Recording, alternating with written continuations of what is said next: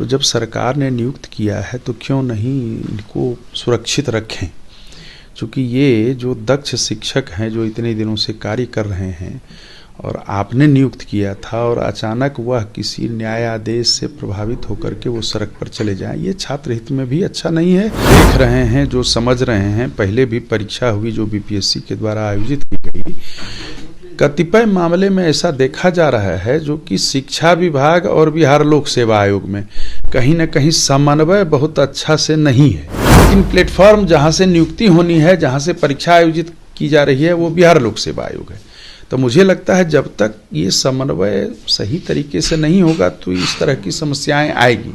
UMLC Sanjeev Kumar Singh हमारे साथ जुड़ेंगे, बात करेंगे। संजीव जी, इन दिनों बीएड धारक शिक्षक जो 22,000 बाहर होने की बातें हो रही है, उनको लेकर सरकार कोर्ट जाएगी कहा जा रहा है। क्या कुछ अपडेट है बीएड धारक शिक्षकों को लेकर जो छठे चरण में शामिल हुए? नहीं, देखिए, जिनके बारे में कहा जा रहा है उनकी नियुक्ति सरकार नहीं की थी और शिक्षकों का विद्यालय में अभाव था।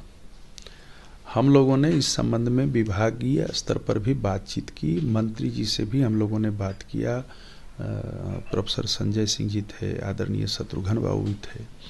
तो जब सरकार ने नियुक्त किया है तो क्यों नहीं इनको सुरक्षित रखें, क्योंकि ये जो दक्ष शिक्षक हैं जो इतने दिनों से कार्य कर रहे हैं और आपने नियुक्त किया था और अचानक वह किसी न्याय आदेश से प्रभावित होकर के वो सड़क पर चले जाएं, ये छात्र हित में भी अच्छा नहीं है और शिक्षकों के हित में भी अच्छा नहीं है जो पीड़ित और प्रभावित हैं।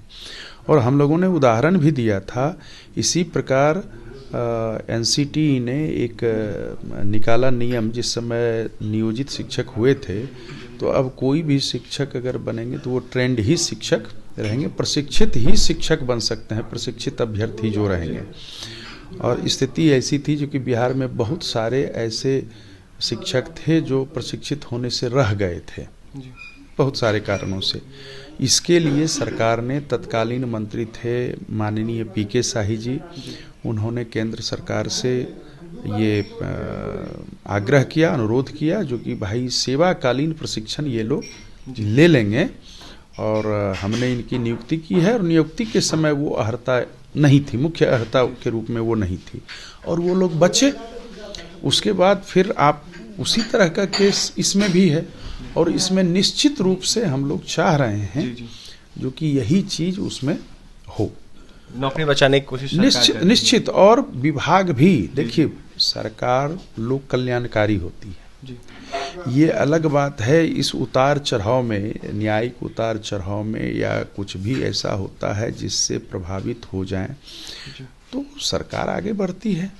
और सरकार ने जब, मैंने तो कहा शुरू में ही, सरकार ने जब नियुक्ति की है तो सरकार की ही जवाबदेही है जो कि उनको उनकी सेवा सुरक्षित रखें। तो इसके लिए जो भी किया जाएगा, वो जो सूचना आ रही है, हम लोगों ने आग्रह भी किया था और मंत्री जी ने, शिक्षा मंत्री जी ने कहा था जो कि नहीं, उस मामले को हम लोग गंभीरता पूर्वक देख रहे हैं और वो संज्ञान में है, सरकार के संज्ञान में है, मुख्यमंत्री महोदय या उप मुख्यमंत्री जी के संज्ञान में है। तो उसमें वो देख रहे हैं और हमको लगता है जो कि उसमें ये लोग अनुरोध करेंगे और उसमें भी बहुत सारे ऐसे अभ्यर्थी हैं जो ब्रिज कोर्स किए हुए हैं। संजीव जी, हम लोग आते हैं बीपीएससी शिक्षक बहाली पे। फर्स्ट फेज की बहाली खत्म होने के बाद सेकंड फेज की बहाली को देखते हुए परीक्षा ली गई। ऐसे में अब पैटर्न चेंजेस की बातें आ रही, कहा यह जा रहा है कि जो भाषा विषय का पेपर था फर्स्ट फेज में, उसमें कई अभ्यर्थी फेल किए थे। इसी को देखते हुए सेकंड फेज में भाषा विषय में अगर फेल भी करते हैं अभ्यर्थी, अगर अदर विषय में पास करते हैं, योग्यता रखते हैं, उनका उतना मार्क्स आता है, एलिजिबल होते हैं, तो उनको पास कर दिया जाएगा। कहाँ तक ये सही है, कैसे देख रहे हैं? देखिए, ये मेरे संज्ञान में भी आया है। एक चीज़ तो अवश्य है जो हम देख रहे हैं, जो समझ रहे हैं, पहले भी परीक्षा हुई जो बीपीएससी के द्वारा आयोजित की गई,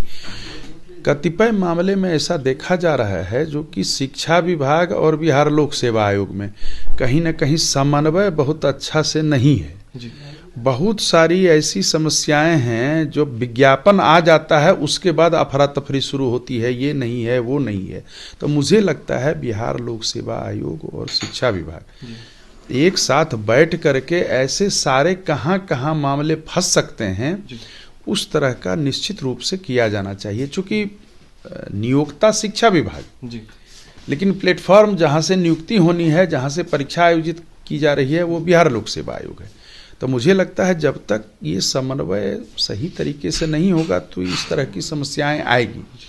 और इस संबंध में मैंने समय भी लिया है, हम बात भी करेंगे, निदेशक माध्यमिक शिक्षा से भी बात करेंगे, जो सचिव हैं श्री बैजनाथ यादव जी हैं उनसे भी बात करेंगे, शिक्षा मंत्री जी को भी कहेंगे निश्चित रूप से। अंतिम सवाल रहेगा आपसे, इन दिनों पेंशन काफ़ी ज़्यादा रोका जा रहा है, एमएलसीओ का मामला अभी प्रकाश में आया, ऐसे में खबरें आ रही है कि लगातार के पाठक के विरोध में आप लोग खड़े हैं, इस्तीफे की मांग कर रहे हैं, क्या कुछ मांग? नहीं, देखिए सबसे बड़ी बात है जो उन्होंने पेंशन रोकने का आदेश दिया है अपने अधीनस्थ पदाधिकारियों को, और जो पेंशन रोकने से संबंधित पत्र है, इस तरह का अधिकार उन्हें है ही नहीं। और जो आधार बनाया गया है ये बहुत ही हास्यास्पद है। भारत के संविधान से ऊपर सरकार भी नहीं है, चाहे केंद्र की सरकार हो कि राज्य की सरकार हो, और संविधान में स्पष्ट उल्लिखित है जो कि कोई भी व्यक्ति या समूह अपने लिए कोई भी मांग अहिंसक तरीके से कर सकती है। और हमारे माननीय सदस्य प्रोफेसर संजय सिंह जी ने जो प्रेस में वक्तव्य दिया वो वक्तव्य 100% सही था।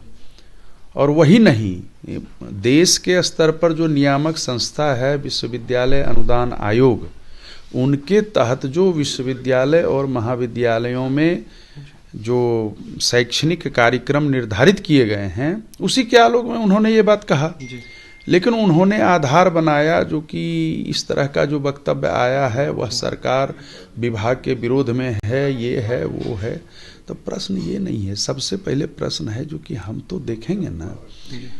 हमको लगता है जो कि कभी कभी ऐसे कुछ लोग होते हैं जिनकी मानसिकता होती है जो कि हम जो कर रहे हैं वो सही है।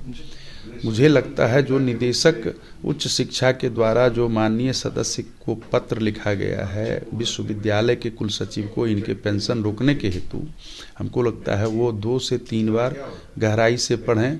उनको भी यह एहसास होगा जो कि हमने कहीं न कहीं कानून से हट करके मानवाधिकार, जो मानव को अधिकार मिले हैं संविधान के संवैधानिक अधिकारों से हट करके हमने पत्र लिख दिया है। लेकिन वर्तमान में आप लोग सत्ता में, फिर भी नहीं, सत्ता और विपक्ष इसमें कुछ नहीं होता, ये आप पत्रकारों के लिए होता है। सत्ता और विपक्ष को अगर ऐसी बात रहती तो कल सत्ता और विपक्ष के लोग नहीं जाते।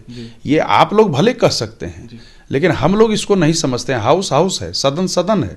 सदन के भीतर में जो निर्वाचित होकर के पहुंच गए तो उनका दायित्व है जो कि जो नियम है, जो परिनियम है, जो विनियम है, जो अधिनियम है, और जिस भी संबंध में, जिस भी संदर्भ में अपने मतदाताओं के लिए हो या जो नियम परिनियम के अंतर्गत जो भी कार्य हो पदाधिकारियों के, तो उसको उठाने का है। तो इसमें सत्ता और विपक्ष और पक्ष की कोई बात नहीं है। हम लोग कल महामहिम महोदय से मिले और कल हम लोग मिले हैं, और मुझे ऐसा लगता है जो कि जिस तरह से हम लोगों ने समवेत रूप से महामहिम के संज्ञान में सारी बातें दी, आपको उसका फलाफल जल्द ही, हमको लगता है जितनी जल्द हो मिलेगा। काहे कि ये तो हम लोग स्पष्ट दिख रहे हैं, ये क्रिस्टल क्लियर है जो कि गलत किया गया है और गलत किया जा रहा है। गलत भी किया जा रहा है। देखिए, गलत किया गया है और लगातार गलत किया जा रहा है। संजीव सिंह जदयू एमएलसी थे हमारे साथ। ऐसे में जिस तरीके से बीएड धारक शिक्षकों को लेकर बातें सामने निकल के आ रही है, छठे चरण वाले को लेकर, ऐसे में यह साफ कहते हुए नजर आ रहा है संजीव सिंह कि जो शिक्षक है उनको लेकर लगातार हम कोशिश कर रहे हैं, और ऐसे में 22,000 शिक्षकों की नौकरी बच जाए इसको लेकर कोशिश हमारी जारी है। जिस तरीके से बातें सामने निकल के आ रही है पैटर्न चेंजेस को लेकर, इसको लेकर शिक्षा मंत्री से मुलाकात करेंगे संजीव सिंह। तो वहीं पेंशन रोकने को लेकर यह साफ कहते हुए नजर आ रहे थे कि गलत किया जा रहा है बिहार में, और इसको लेकर राज्यपाल से हमने मुलाकात की है और आने वाले दिनों में उम्मीद करते हैं कहीं ना कहीं इसका फलाफल निकल के सामने आएगा। तो वहीं क्या कुछ कहना था संजीव सिंह का आपने सुना है, और भी तमाम खबरों के लिए NBC 24 के साथ बने रहे। बहुत बहुत धन्यवाद।